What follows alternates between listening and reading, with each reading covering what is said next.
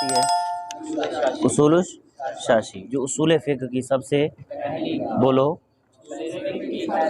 اصول فقہ کی سب سے پہلی کتاب، فقہ کے اصول، فقہ کے قانون سمجھ آ رہی؟ جو مفتی بنتا ہے اس کے لیے سب سے پہلے یہ اصول کا، قانون کا، قوانین کا آنا اس کے لیے ضروری ہوتا ہے۔ اب اصول الشاشی اصول فقہ کی سب سے پہلی کتاب ہے، اس کے اندر ہم سارے فقہ کے اصول پڑھیں گے، پھر ان کے تحت جتنی مثالیں آئیں گی تو مثالیں پڑھیں گے، پھر ان کے تحت مذاہب اور مسائل جو ہیں کہ نو مسائل کے اندر ائمہ اربعہ کا، ائمہ کا اختلاف ہوگا وہ پڑھیں گے۔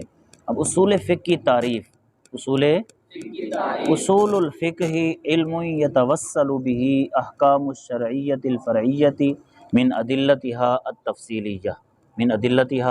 التفصیلیہ۔ اصول فقہ، پہلے ہم مکمل اصول فقہ کی اکٹھے تعریف کریں گے، پھر اصول کی الگ کریں گے، فقہ کی الگ کریں گے، بات سمجھ آ رہی نا؟ اب اصول فقہ کی اکٹھے تعریف کیا ہے؟ اصول الفقہ علم یتوصل به احکام الشرعیۃ الفرعیۃ من ادلتها التفصیلیہ۔ پھر بولیں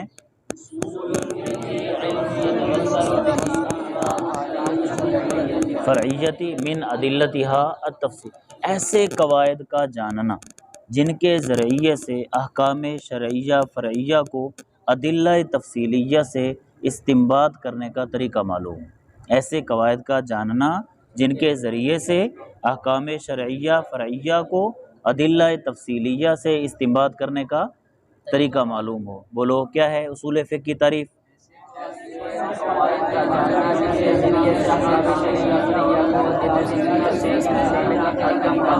استنباط کرنے کا طریقہ معلوم ہو۔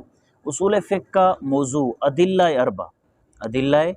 اربع یعنی کتاب اللہ، سنت رسول، اجماع امت اور قیاس، بات سمجھ آ رہی نا؟ یہ اصول فقہ کا کیا ہے؟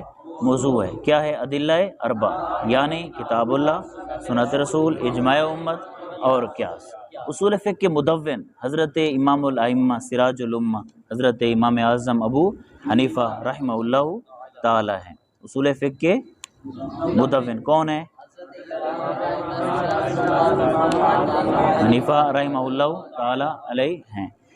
اصول الشاشی کے مصنف کا نام نظام الدین شاشی ہے۔ کیا ہے؟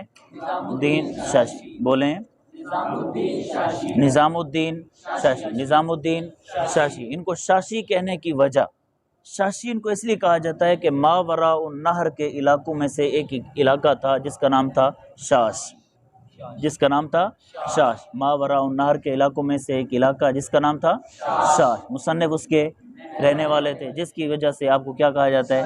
شاشی، نظام الدین شاشی، جس کو کیا کہا جاتا ہے؟ اصول فقہ کا اس جو پہلی کتاب ہے اصول الشاشی اصول فقہ کے اندر، اس کا دوسرا نام اس کو کتاب الخمسین بھی کہتے ہیں۔ اس کتاب کو کتاب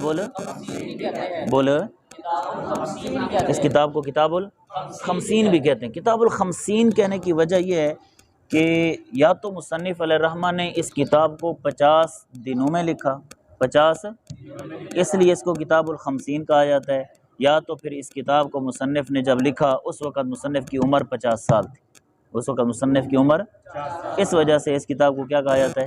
کتاب الخمسین، کتاب الخمسین۔ بات سمجھ آ رہی؟ آج ہم نے پڑھا اصول فقہ کی تعریف عربی اور اردو دونوں، اصول فقہ کا موضوع اور اصول فقہ کے مدون، مصنف کا نام، مصنف کو شاشی کہنے کی وجہ، اور اس کتاب کا دوسرا نام کیا ہے؟ کتاب الخمسین۔ پھر اس کتاب کو کتاب الخمسین کہنے کی وجہ